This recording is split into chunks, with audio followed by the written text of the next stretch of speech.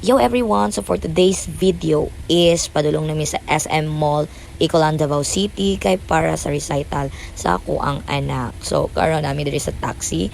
Early morning pa lang mga kaday is nag-adto na jud mi padulong sa SM Icolan para sa blocking nila. And of course, nag-taxi na lang pud mi para madali mig abot dito sa SM Icolan, balik-balik no. So kani siya mga kaday is medyo katugon pa ko ug gikapoy pa jud ko, gusto pa ko magligid-ligid sa balay pero kinahanglan na mo magsayo para sa preparation sa iyang recital.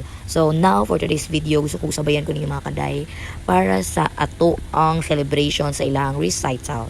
So kani mga kaday is medyo bored na jud kaayo ni Maybel kay tungod naga-blocking na sila, naga-run through na sila para sa recital.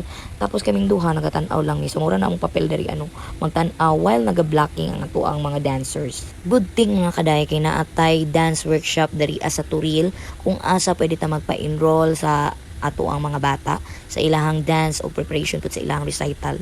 Kung nakitaan po ninyo og talent ang inyong mga kids, why not i-enroll po ninyo siya aning dance workshop kung asa na sila recital anywhere diri sa Davao.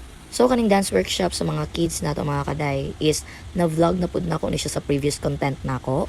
Kung asa gipakita nako sa inyo ha, kung asa dapit sa Turil makit-an ang dance workshop ug pila ang akong nabayran every month sa ako ang workshop sa ako ang anak. Kung mangutana ka mga kaday kung nagmahay ba ko na ako ang gi-enroll ang ako ang anak aning dance workshop, then ang ako ang tubag sa imuha kaday is yes, nagmahay jud ko, nagmahay ko nganong karon pa nako ni nakit-an ni diri sa Turil nga naara man ni sa Turil nga ma-discover nato ang atuang talent sa tuang mga bata nga pwede nato sa imong artista sama ani niya.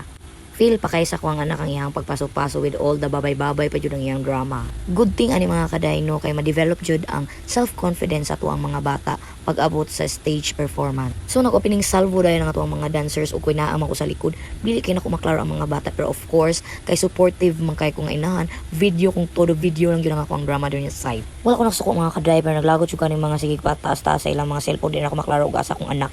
So mo to after sa bali sa akong anak, dali na punta sa hip hop nga grabe niya kahataw. Of course atubangan siya maski dili kay siya ka-memorize sa iyang stepping.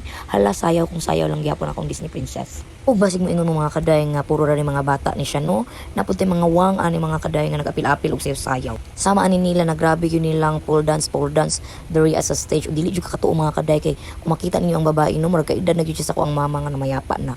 Pero syempre dito magbuot kay wa man ta ka abroad no. So mo lang to mga kaday. Thank you so much for watching. Love.